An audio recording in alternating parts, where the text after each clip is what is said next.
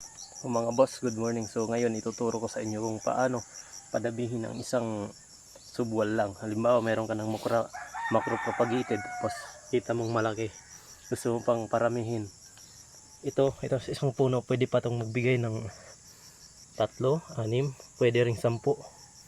Pwede yan magbigay. So papadamihin natin yan. So una nyo dapat i-consider pag gusto nyo ng rapid multiplication ng subwal ay yung pipiliin nyo ay dapat mayroon ng 3 dahon. Ito, 1, 2, 3. Medyo malaki na para mag-produce siya ng maraming seedling. So pag meron na kayo yan, 3, so ang gagawin nyo ay puputulin nyo to, tapos mga 2 inches, 1.5 inches yung taas. Iputulin natin. So, putulin natin dito 1.5 inches yung taas pa. Wag yung isagad. Pagkatapos ay hiwain nyo. So ayan, nahiwa na. So pag naputol mo, nahiwain mo ng 4 na beses. Ayan, kailangan sagad hanggang dun sa may subwal. Ayan, kita nyo hindi ko yan sinagad yung pagputol. Dapat 1.5 inches yung pagitan yung pagputol nyo. So pag yan 4 na, tabunan nyo lang. Ayan, tabunan nyo lang. So after ilang araw o 3 weeks, mag-multiply yan ng madami. So ito nga ito yung mga kasama niya sa isang subwal. Ito yung nauna ko, last 10 days to. So bilangin natin kung ilan ng subwal yung tumubo. 1, 2, 3, 4, 5, 6, 7. So 7 yung visible sa ngayon.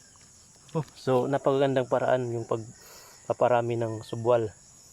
So isang subwal, kayo nung pinakita ko sa inyo, kayong magbigay ng 10, 7 hanggang 10.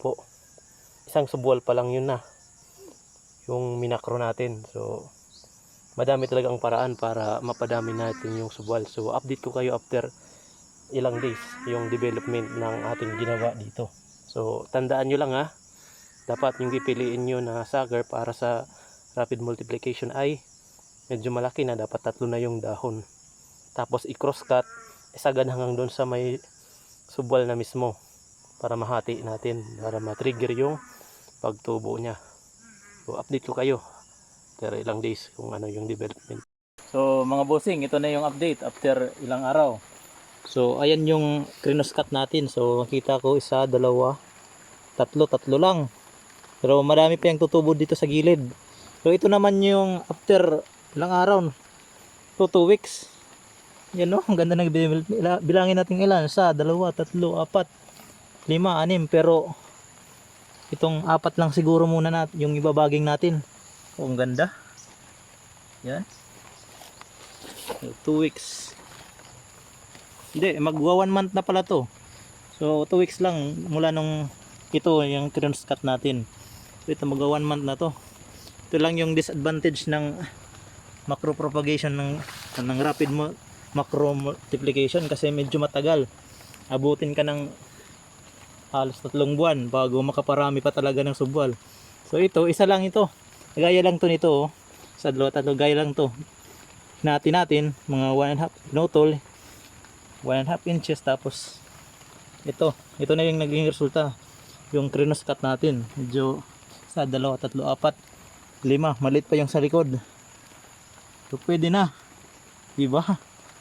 So ang separate ng palitan nito, kailangan dahan-dahan lang. Dibaging mo dapat to, wag mong indirect kasi malalanta. So ito, tingnan natin after ilang weeks kung ilan talaga yung tutubo dyan. Ito na muna yung separate natin, pwede na kasi to. Separate natin.